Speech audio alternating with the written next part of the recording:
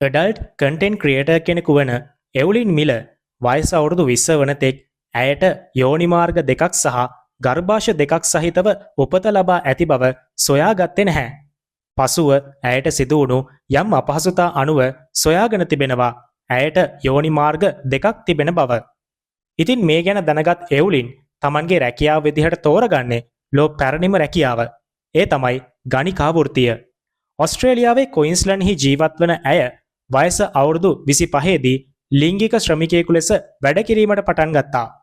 ඇය එක් යෝනි මාර්ගයක් ඇගේ රැකියාව සඳහා භාවිත කිරීමටත් අනෙක ඇගේ පෞද්ගලික ජීවිතය සඳහාත් තබා ගැනීමට වග බලා ගන්නවා. රැකියාව සඳහා එක් යෝනියක් සහ මගේ පෞද්ගලික ජීවිතය සඳහා එක් යෝනියක් භාවිතා කිරීමට මට හැකි වුණා. එය මට චිත්තවේගීය හා ශාරීරික වශයෙන් ලිංගික කාර්ය බෙහෙවින් පහසු කළා කියලා ඇය පවසනවා. ඒ රැකියාව නැවැත්වීමෙන් පසු ඇය OnlyFans නම් අන්තර්ජාල යෙදවුම වෙත ගොස් වැඩිහිටියන්ට වඩා සුදුසු වීඩියෝ නිර්මාණය කිරීමට පටන් ගත් අතර එමගින් ඇය මසකට ඩොලර් 75,000ක් උපයා තිබෙනවා. එවුලින් යෝනි දෙකක් තිබීමේ අපහසුතා ගැනද කතා කරනවා. ඇයගේ ඔසප් වීමේදී ටැම්පොන් දෙකක් පාවිච්චිය.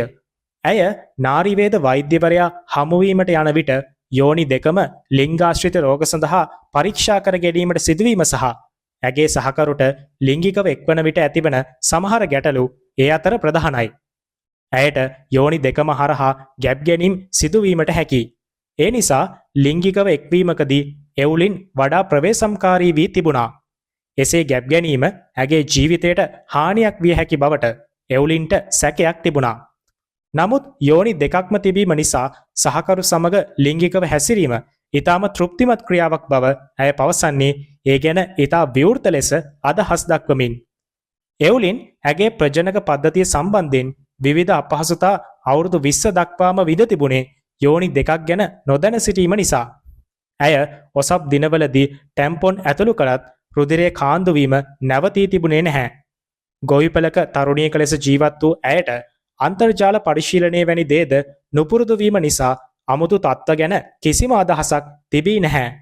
ඉන්පසු ඇයට අවුරුදු 20 දී ගැබ් ගැනීමක් සිදු වී තිබුණු අතර එය ගබ්සාවකින් කෙලවර වුණා. සැත්කමෙන් පසු රෝහලේදී වෛද්‍යවරුන්ට කලලේ සොයා ගැනීමට නොහැකි වුණා යනුවෙන් ඇය පවසනවා.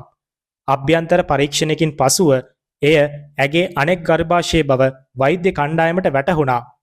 එය ඇය නොදැන සිටි අතර පරීක්ෂණ කිහිපයකින් පසුව ඇගේ තත්ත්වය ගැන වෛද්‍යවරුන් පැහැදිලි කළා. එවුලින් ඊළඟ ගැබ් ගැනීම සැලසුමක් ඇතුව සිදු කරන්නේ වයස 32 දී.